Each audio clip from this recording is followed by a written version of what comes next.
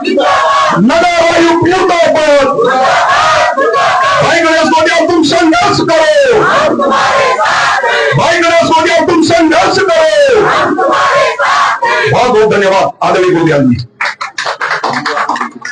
धन्यवाद भाई प्रताप भंडारी जी। आज श्रीनगर नगर निगम में इस हमारे प्रस्तावित धरना प्रदर्शन जो कि यहाँ पर आयुक्त के पद पर विराजमान हैं और उन पर लगे गए आरोपों के विरुद्ध है, उन पर जो आरोप लगे हैं लोकतांत्रिक तरीके से उन आरोपों को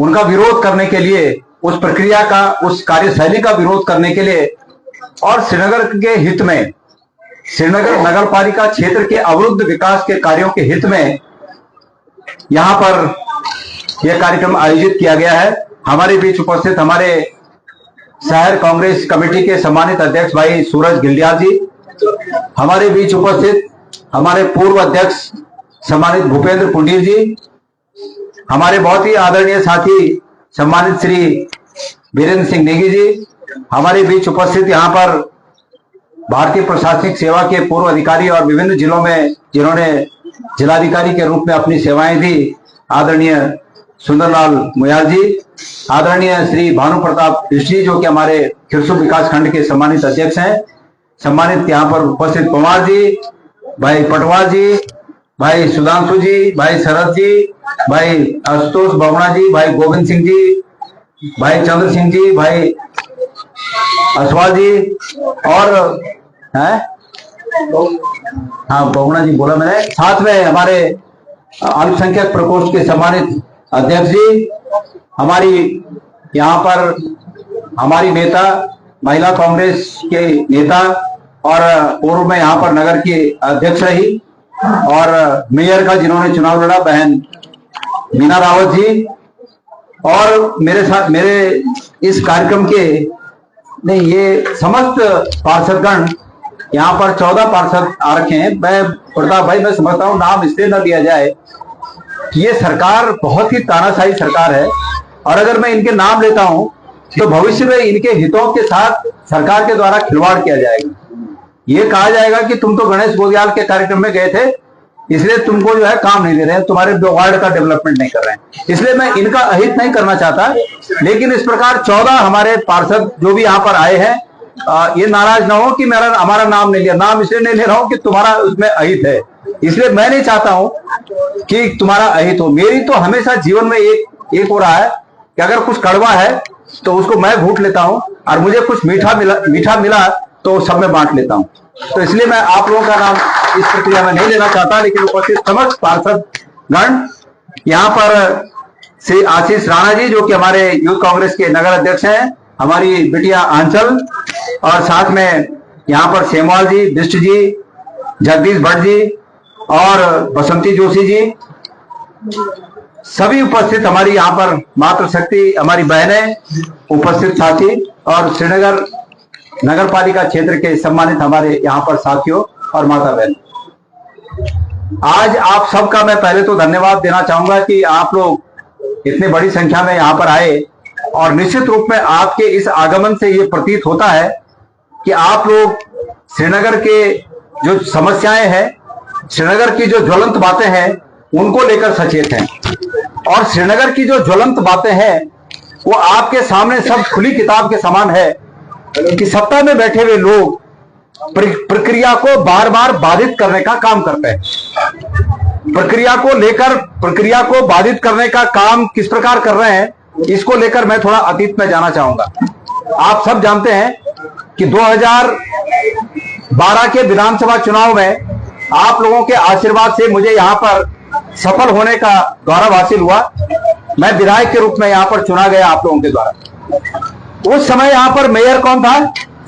पुंडीर जी कौन था उस समय मेयर? अध्यक्ष उस समय विपिन मैठाणी जी उस समय यहाँ पर नगर पालिका के अध्यक्ष थे। तब ये नगर निगम नहीं था, नगर पालिका। लेकिन 2012 से लेके और वो कब तक रहे? 2017 तक रहे। 2017 तक जब तक कि चुनाव नहीं हुए तब तक एक भी मामला ऐसा नहीं आया कि मैंने विधायक के रूप में उनके कामों पर कहीं हस्तक्षेप किया हो। और आपको बता दूं, मैं इस श्रीनगर और सिरकोट क्षेत्र में अगर जो सबसे बड़े काम हुए हैं वो काम हुए थे उस समय हॉट मिक्स, सड़कों के हॉट मिक्स के और सिरकोट क्षेत्र की गलियों के कंक्रीटीकरण के। वही कंक्रीटीकरण, वही हॉट मिक्स आज तक चल रहा है। तब से दोबारा नहीं हुआ। लेकिन वो बिना बाधा के, न तो हमने नगर पालिका के क्षेत्र में बाधा की और न उन्होंने कभी इस प्रकार के बाधा करने की कोशिश की। वो अपना काम कर रहे थे, हम अपना काम कर रहे थे। हम दोनों एक पार्टी के नहीं थे। वो हमारी पार्टी से कोई बिलोंग नहीं रखते थे, हमारी पार्टी से कोई मतलब नहीं रखते थे। लेकिन चूंकि जो भी चुना गया प्रतिनिधि है वो चुना गया प्रतिनिधि अपने नगर पालिका के लिए या अपने वार्ड के लिए या अपने विधानसभा के लिए काम करता है, इसलिए सबको संविधान के अंतर्गत यह अधिकार है कि वो अपने अपने क्षेत्र का विकास अपने अपने अनुसार करें। अब उसके बाद क्या हुआ? उसके बाद यह हुआ कि 2017 में 18 में चुनाव हुए, निकायों के चुनाव हुए। श्रीनगर एक ऐसा 18 में चुनाव हुए पूरे प्रदेश में।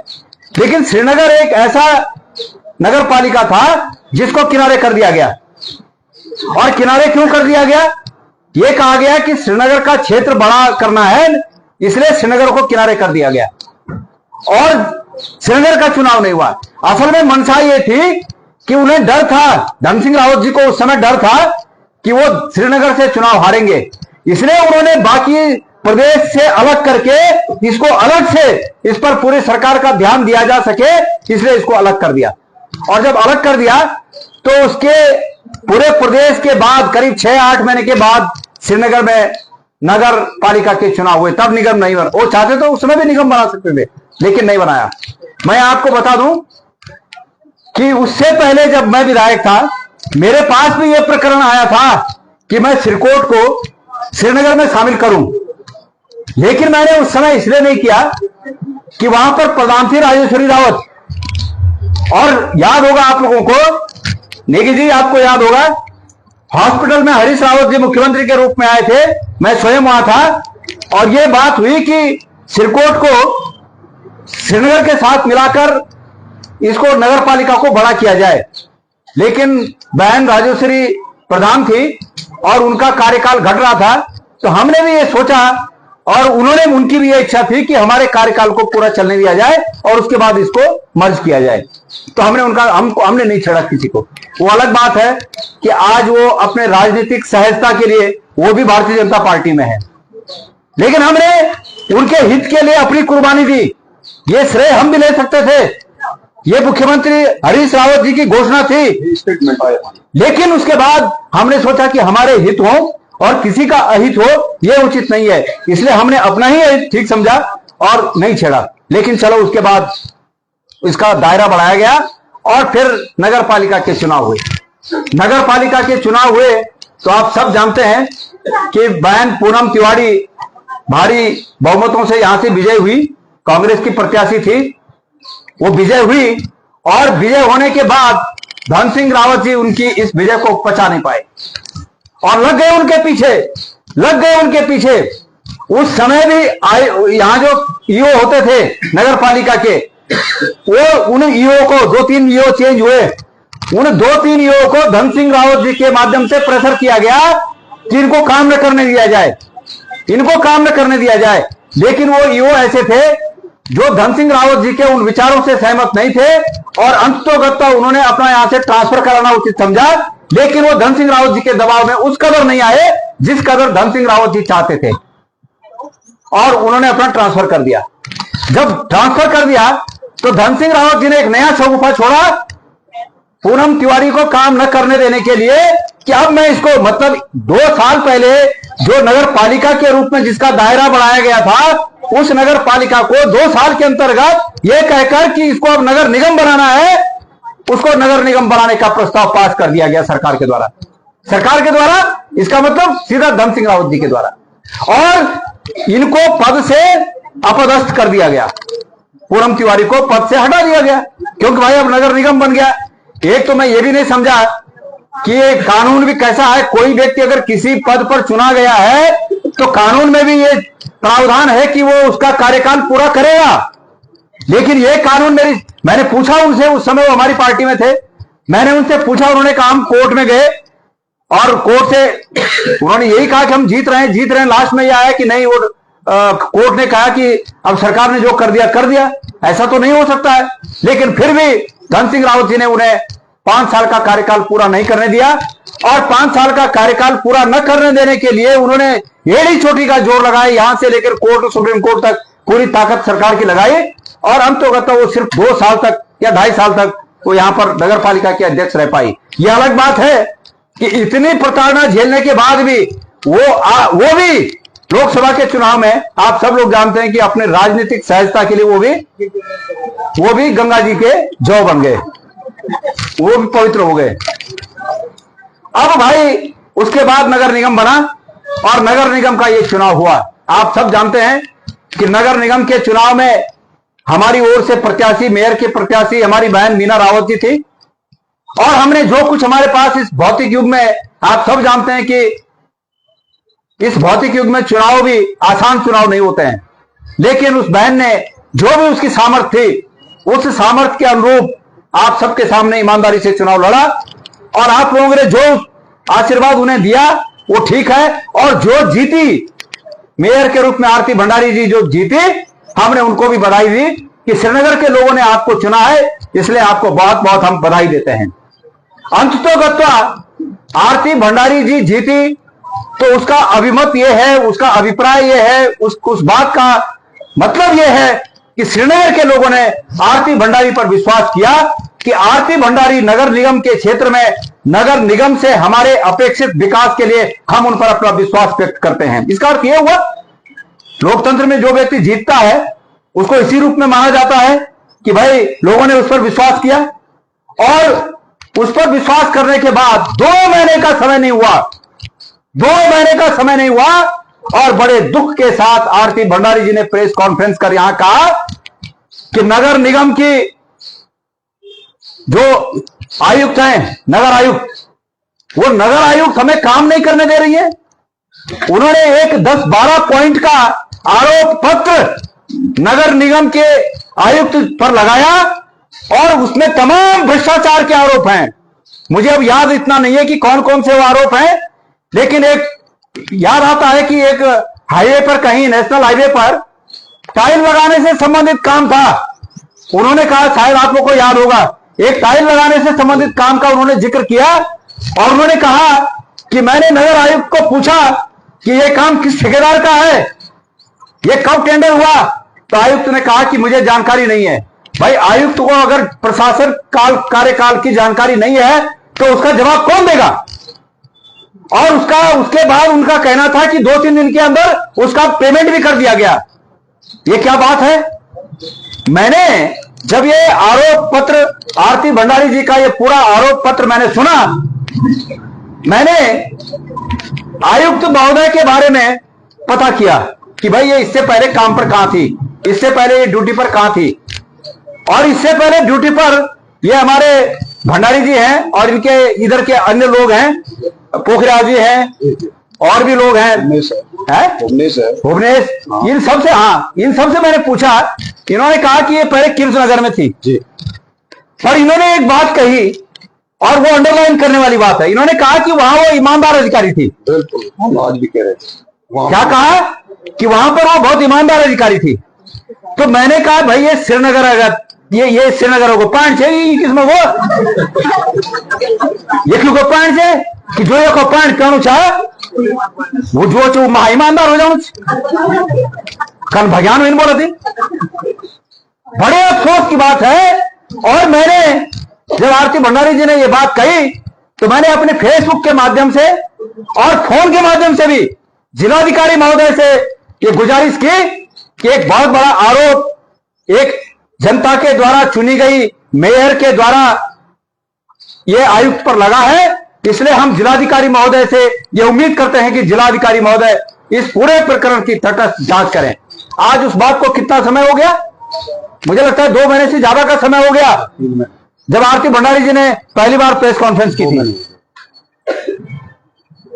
पहली बार जब प्रेस कॉन्फ्रेंस 2-3 महीने का समय हो गया, लेकिन आज तक न जिलाधिकारी ने, न सरकार ने, न किसी ने ये इस बात का संज्ञान नहीं लिया कि श्रीनगर में आखिर हो क्या रहा है।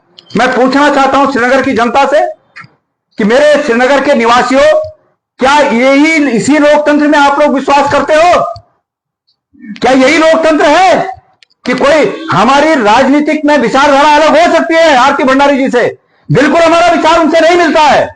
कल भी चुनाव होगा और आरती भंडारी जी किसी चुनाव में खड़ी होंगी, भविष्य में मेयर के लिए खड़ी होंगी और वो हमारे विपरीत विचारधारा के आधार पर चुनाव लड़ेंगे, हम उनका पुरजोर विरोध करेंगे। लेकिन मेयर के रूप में मेरी भी मेयर आरती भंडारी है। अगर मेयर के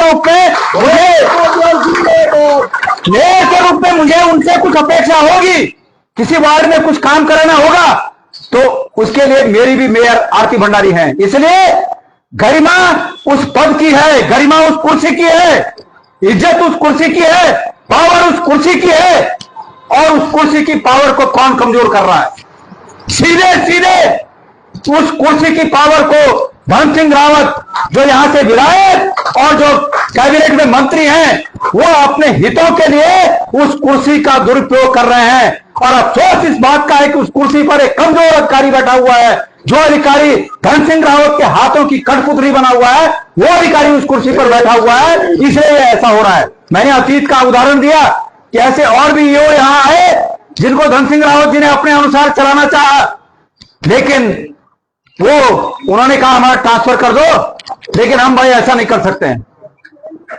ट्रांसफर हो गया उनका, लेकिन उन्होंने नहीं माना। लेकिन मेरे प्यारे भाइयों, श्रीनगर के मेरे तमाम मतदाताओं, आपने जिन उम्मीदों के साथ अपने पार्षद गणों को चुना, आपने जिन उम्मीदों के साथ अपने मेयर को चुना, आज वो मेयर इस धन सिंह रावत जी के करतूतों के द्वारा उनके हाथ खाली हैं। मैंने सुना कि जो बैठक होती है, उस बैठक की वो सचिव हैं, यहाँ की जो आयुक्त हैं वो सचिव होती हैं। मेरे पत्रकार साथी यहां पर हैं, मैं उनका भी स्वागत करता हूं। तो वो उसकी सचिव हैं, लेकिन बैठक आहूत करने के बाद सचिव ही नहीं आता है। ये क्या बात हुई भाई? फोन करो, फोन नहीं उठाते हैं। ये किसकी ताकत है?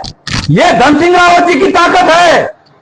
और धन सिंह रावत जी, वैसे तो मैं श्रीनगर के हमारे तमाम बुद्धिजीवी लोगों से इस बात को कहना चाहता हूं कि कृपया अपने मन में इस बात का मनन करिए कि ये कैसा स्वर्णिम युग आया है, ये कैसा स्वर्णिम काल है कि जिस स्वर्णिम काल में प्रत्येक व्यक्ति को करप्ट बनाया जा रहा है, प्रत्येक व्यक्ति को भ्रष्ट बनाया जा रहा है। अगर कांग्रेस का कोई मजबूत नेता है तो बीजेपी के बड़े लोग उसको खरीदने की कोशिश करते हैं, तुम भी आ जाओ हमारे साथ। अगर कोई अधिकारी ठीक ठाक अधिकारी है तो उसको भी लालच दिया जाता है कि भाई तू भी कमा, मेरे को भी कमाने दे। अगर एक ईमानदार अधिकारी भी, मैंने जो कहा अभी कि कीर्तनगर में जिस अधिकारी की छवि ऐसी थी कि वो ईमानदार है, श्रीनगर में आते आते 4 किलोमीटर में ऐसा क्या पानी बदल गया कि उस अधिकारी के ऊपर इतने आरोप लग गए कि भविष्य में अगर कभी जांच हुई, और मैं वादे के साथ इस बात को आपसे कहता हूं, कांग्रेस की सरकार आने पर ऐसे अधिकारी अपनी नौकरी पूरी नहीं कर पाएंगे। इस बात को मैं, आपको पता है एक दिन वहां कॉलेज, मेडिकल कॉलेज के गेट पे धरना प्रदर्शन के कार्यक्रम में हमने वहां के प्रिंसिपल पर भ्रष्टाचार के आरोप लगाए। और उसके बाद उसी दिन मैंने कहा, उसी दिन मैंने, उस समय चुनाव नहीं हुए थे, लेकिन उस दिन भी मैंने कहा, क्या चुनाव चल रहे थे, चलने वाले थे, उस दिन भी मैंने कहा कि अधिकारियों को इस बात से सावधान रहना चाहिए कि उन्हें यह बात नहीं दिखनी चाहिए कि वो किसी राजनीतिक पार्टी के करीब है। और श्रीनगर की एसडीएम, उस समय मैंने कहा था कि श्रीनगर की एसडीएम अधिकांश समय अपने कार्यालय में न बैठकर, वो क्या पॉइंट है, wedding point, Aditi wedding point, क्या वो रोड के ऊपर बीजेपी का सब ऑफिस है, जो अदिति वेडिंग पॉइंट में बैठती हैं, उस दिन कहा था मैंने। और जब मैंने श्रीनगर मेडिकल कॉलेज में आरोप लगाए तो वहां के प्रधानाचार्य जी ने कहा कि मैं कानूनी कार्रवाई करूंगा। और मैंने चुनौती दी कि आपके अंदर अगर हिम्मत है, मैं दूसरे दिन भी गया वहां और दूसरे दिन भी मैंने लाइव कहा कि आपके अंदर अगर हिम्मत है तो मुझ पर कानूनी कार्रवाई करके दिखाइए। हमने सब जखीरा रखा हुआ है। और एक हफ्ते के अंदर अखबार से पता चला कि उन्होंने अपने पद से इस्तीफा दे दिया, वो वहां से निकल गए। मेरे प्यारे साथियों और श्रीनगर के मेरे तमाम माताओं बहनों, मैं आपके अंतर में इन बातों पर मनन करने के लिए आपके अंतर में मैं निवेदन करना चाहता हूं। इन बातों पर मनन करिए। आखिर नुकसान किसका है? पूनम तिवारी जी भी निकल गई, आरती भंडारी जी भी निकल जाएंगे 5 सालों का, वो भी अपना कार्यकाल पूरा करके जाएंगे। लेकिन आप लोग ऐसे मसलों पर अगर साथ नहीं देंगे तो निश्चित रूप से इसका भुक्तभोगी आपको होना पड़ेगा। आरती भंडारी ने अपना काम कर दिया। उसने कहा कि मैं काम करना चाहती हूं, मेरे साथ ये दिक्कतें हैं और उन दिक्कतों को दूर करना हमारा, मैंने पहले ही कह दिया कि हमारा उनसे कोई राजनीतिक संबंध नहीं है, हमारे कोई राजनीतिक हिस्सेदारी नहीं है, लेकिन हमारा उनसे रिश्ता मेयर का और एक नागरिक का रिश्ता है। हम अपनी मेयर को कमजोर होते हुए नहीं देख सकते हैं। हम ये नहीं देख सकते हैं कि हमारी मेयर खाली हाथ की हो। हम ये देखना चाहते हैं कि हमारी मेयर के पास, चाहे वो किसी पार्टी के, किसी विचारधारा के हैं, लेकिन ये देखना चाहते हैं कि हमारी मेयर के पास जो शक्तियां संविधान के तहत, कानून के तहत जो शक्तियां उनमें निहित हो, वो उन शक्तियों को एक्सरसाइज कर सकें और जनता को डिलीवरी कर सकें, जनता को उनका हक दिला सकें। आखिर उनकी इन शक्तियों को वो है यहां पर नगर आयुक्त हैं, उनके माध्यम से कौन उनकी शक्तियों को छीनना चाह रहा है? अगर वो तो ठीक है, विपिन मैठाणी जी मायूस होंगे कि वो चुनाव हार गए, लेकिन मैठाणी जी, मैं आप हैं, आशा उपाध्याय जी उनकी बहन है, हाँ, पर मैं विपिन मैठाणी जी को कहना चाहता हूं कि अगर वो कई चुनाव जीते होते तो उनके भी यही हाल होते, क्योंकि इस आदमी को किसी दूसरे के हाथ में पावर देना पसंद है ही नहीं। और इसलिए पसंद नहीं है क्यों? दान मुझे पर मकान ही निकली बने। हम भी रहे हैं भाई 10 साल विधायक, हम भी रहे हैं, लेकिन हमारे सोच ही नहीं है, हम इनकारी नहीं। लेकिन दान बीच में ये भी तो आया था कि ये नगर निगम के बजट से वहां एसी लग गए, ये भी जांचें होंगी। धन सिंह रावत जी, आने दीजिए समय। एक चीज है, धन सिंह रावत जी, इस बात का ध्यान रखिएगा कि दुनिया में अगर सबसे बड़ी बात कोई है, सबसे बड़ा विचार कोई है, तो वो ये है कि हर चीज नश्वर है, हर चीज बदलते रहती है, और उस हर चीज के बदलने में भी समय एक विषय है जो हमेशा बदलते रहता है। समय एक जैसा नहीं रहता। आज जो लोग आपकी जिंदाबाद कर रहे हैं, ये बहुत बड़ी बात नहीं है कि कल वही लोग 2027 में आगे, सबसे आगे मुखर होकर आपकी मुर्दाबाद करेंगे। आपने सक्रिय राजनीति में रहकर धन कमा लिया होगा, आपने अपने नाम को चरितार्थ कर लिया होगा, लेकिन इस बात को ध्यान रखिए कि समय एक जैसा नहीं रहता। इसलिए मैं आपको आगाह करता हूं, मैं नगर निगम की आयुक्त उनको आगाह करता हूं कि कृपया संभल जाएं, कृपया इस बात का ध्यान रखें कि यहां पर पहले तो भाई एक बात है, सरकार को यहां से एक प्रस्ताव जाना चाहिए नगर निगम से कि सरकार को ये क्या पड़ी है कि एसडीएम भी वही और नगर आयुक्त भी वही।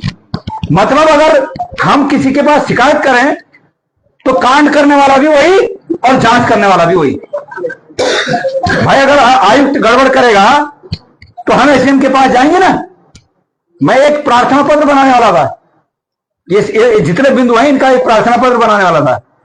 रात को मुझे ध्यान आ गया, मैंने भाई सुधांशु को कहा था कि एक ज्ञापन बनाना है। तब तक मुझे ध्यान आया कि ज्ञापन बनाना है आयुक्त के खिलाफ और देना है एसडीएम को, और दोनों पदों पर वही। मैंने कहा भाई मत बनाना, कोई फायदा नहीं है। हम डीएम को देंगे, हम जिलाधिकारी को देंगे। मैं उम्मीद करता हूं कि मेरे इस कार्यक्रम को जिलाधिकारी बहुत नजदीक से देख रहे होंगे, और मैं उम्मीद करता हूं कि जिलाधिकारी इस बात का संज्ञान लेंगे, और अगर नहीं लिया 15 दिन में तो गणेश को आप स्वयं जाकर जिलाधिकारी को इस आशय का ज्ञापन देगा, मैं स्वयं दूंगा। और मैं उम्मीद, अगर जरूरत पड़ेगी तो यहां से जानकारियां जुटाकर एफिडेविट के साथ दूंगा। सरकार क्या करती है कि ज्ञापन दो, उस पर जांच नहीं करती है, इसलिए एफिडेविट के साथ दूंगा। एफिडेविट के साथ ज्ञापन देने के लिए कुछ जानकारियां जुटानी आवश्यक होती है, मैं उस जानकारी को भी जुटाऊंगा। लेकिन मैं आगाह करता हूं कि अगले 15 दिन के अंतर्गत, मैंने सुना कि यहां की मेयर अपना मूल कक्ष छोड़कर वो कहीं और बैठती हैं, यहीं पर कहीं बैठती हैं। कहाँ है? यहाँ। मैंने पूछा कि क्या हो गया ऐसा, बोला वहां पर उनका कब्जा हो गया। किसका? मीटिंग हॉल है वहां पर कुछ और, मतलब क्या है, क्या स्थिति है ये? उनके लोकतांत्रिक हकों की, इस तरह से उनके लोकतांत्रिक हकों की हत्या कर दी गई और उसका अंततोगत असर श्रीनगर की नगर पालिका क्षेत्र के लोगों पर पड़े, ये हमें मंजूर नहीं है। इसलिए मैं आप सबका आह्वान करता हूं, हमारी माताओं का, हमारी बहनों का, हमारे युवा साथियों का, और संबोधन में छूट गए तमाम उन मेरे हमेशा के साथियों का, विपिन भाई वहां खड़े हैं, सभी साथियों का मैं हृदय की अंतरतम गहराइयों से धन्यवाद करता हूं और उम्मीद करता हूं कि इस अलग को जगाए रखे। सिर्फ हंगामा खड़ा करना हमारा मकसद नहीं, मेरा मकसद ये नहीं है कि हम खाली हंगामा खड़ा करें, लेकिन एक एक दिन जाया हो रहा है, जो दिन, जो समय, जो संसाधन इस श्रीनगर के विकास में लगने थे, वो संसाधन, वो समय जाया हो रहा है। इसलिए ये उचित नहीं है कि हम सब हाथ पर हाथ धरे बैठे रहें, और इसलिए मैं आप सबका आह्वान करता हूं कि इस अलग को जगाए रखे। और एक अधिकारी, अरे भाई जनता जब जागती है ना तो सत्ताएं बदल जाती है। एक अधिकारी, क्या बात है कि एक अधिकारी न बदले, ये अधिकारी नहीं बदलेगा, लेकिन हम सबको एक होने की आवश्यकता है और भ्रष्टाचार को सहन न करना। अगर आपने भ्रष्टाचार को सहन कर लिया तो सरकार का जो एजेंडा है कि प्रत्येक व्यक्ति को भ्रष्ट बना दो, अंततोगत सब भ्रष्ट बन जाएंगे। ये इसका जीता जागता उदाहरण ये है कि एक व्यक्ति के मुंह से एक अधिकारी के लिए 4 किलोमीटर के पहले ईमानदारी का तमगा था और 4 किलोमीटर के बाद बेईमानी का सबसे बड़ा तमगा उस अधिकारी को मिल गया। इसका अर्थ यह है कि यहाँ का जनप्रतिनिधि, यहाँ का विधायक, यहाँ का मंत्री भ्रष्टाचारी है और वो अधिकारी को भ्रष्टाचारी बनने के लिए दबाव देता है। इसलिए मेरे प्यारे साथियों, मैं नगर आयुक्त को भी आगाह कर रहा हूं, यहाँ जिला अधिकारी को भी ये संदेश देना चाहता हूं, और धन सिंह रावत जी को तो मैं कई बार कह चुका हूं कि समय एक नहीं रहता, समय बदलता रहता है, और ऐसे तानाशाह लोगों का समय बदलने पर लोग क्या हाल करते हैं वो शायद भविष्य में निश्चित रूप में धन सिंह रावत जी को अपनी आंखों से देखना होगा। इन्हीं शब्दों के साथ आप लोग इतनी बड़ी गर्मी में दूर दूर से आए, इस नगर निगम के क्षेत्र के कोने कोने से आप लोग आए, खास करके हमारी मातृशक्ति, हमारी माताएं बहनें यहाँ पहुंची। आप सब लोगों का और सभी हमारे पार्टी के पदाधिकारी गणों का, सबका बहुत बहुत धन्यवाद। जय भारत, जय उत्तराखंड। अंत में मैं 1 मिनट जरा, आप सब जानते हैं कि कश्मीर के पहलगाम में एक बहुत ही दुर्भाग्यपूर्ण घटना घटी, मैं उस पर भी कहना चाहूंगा। बहुत ही दुर्भाग्यपूर्ण घटना घटी और कई लोगों ने वहां पर शहादत दी, अपनी जानें दी। पूरा देश आक्रोशित है। इससे पहले पुलवामा में ऐसी घटना घटी थी, अब ये दोबारा घटना घट गई, और ऐसी घटनाओं पर सिर्फ ये होता है कि हम कड़ी कार्रवाई करेंगे, हम ये कर देंगे, हम वो कर देंगे, लेकिन देश का जनमानस ठोस कार्रवाई चाहता है। देश का जनमानस ऐसी कार्रवाई चाहता है जैसी कार्रवाई इसी तरह की घटनाओं पर कश्मीर में और बंगाल में हमारे लोगों की हत्याएं होने पर स्वर्गीय इंदिरा गांधी जी ने प्रधानमंत्री रहते हुए जो कार्रवाइयां की थी, ऐसी कार्रवाई की देश उम्मीद करता है। मैं यहां पर श्रीनगर की समस्त जनता की ओर से भारत के माननीय प्रधानमंत्री जी को एक संदेश देना चाहता हूं कि एक गाना है कि बड़ी देर भाई नंदलाला तेरी राह तके ब्रिजवाला, बस ये गाना उन्हें पहुंच जाए। देश की जनता उन्हें इस रूप में याद कर रही है कि अब देर हो रही है, हे नंदलाला कुछ कर्तव्य दिखाइए। हमारी फौज, हमारी बहादुर फौज तैयार बैठी हुई है, और उनके माननीय प्रधानमंत्री जी के ये कहने भर से काम नहीं चलेगा कि हमने फौज को पूरी छूट दे दी है। उसके लिए राजनीतिक डिसीजन की आवश्यकता होती है। देश का आम आदमी भले प्रधानमंत्री जी के इस वक्तव्य को सहजता से ले ले, लेकिन राजनीतिक लोग इस बात को जानते हैं कि एक फौज को एक्शन के लिए राजनीतिक डिसीजन की, पॉलिटिकल डिसीजन की आवश्यकता पड़ती है। तो हमारे देश की सरकार और माननीय प्रधानमंत्री जी इस पर डिसीजन लें, और हम चाहते हैं कि पाकिस्तान के पहले 2 टुकड़े किए गए और अब पाकिस्तान के 10 टुकड़े कर दिए जाएं। आतंकवाद को हमेशा के लिए खत्म कर दिया जाए। अगर आतंकवाद पाकिस्तान जनित है तो पाकिस्तान इस बात का हकदार है कि उसके 10 टुकड़े कर दिए जाए, उनके प्रत्येक खंड को कुचल दिया जाए। ये उम्मीद भारत का आम नागरिक देश के प्रधानमंत्री और देश की सरकार से करता है। हम उन लोगों ने जिन्होंने अपनी जानें गंवाई, उनकी आत्मा की शांति की प्रभु से प्रार्थना करते हैं। और अंत में इस कार्यक्रम का मैं समापन के लिए कहता हूं, अगर किसी और वक्ता को कुछ कहना है। भाई सूरज, मैं आपसे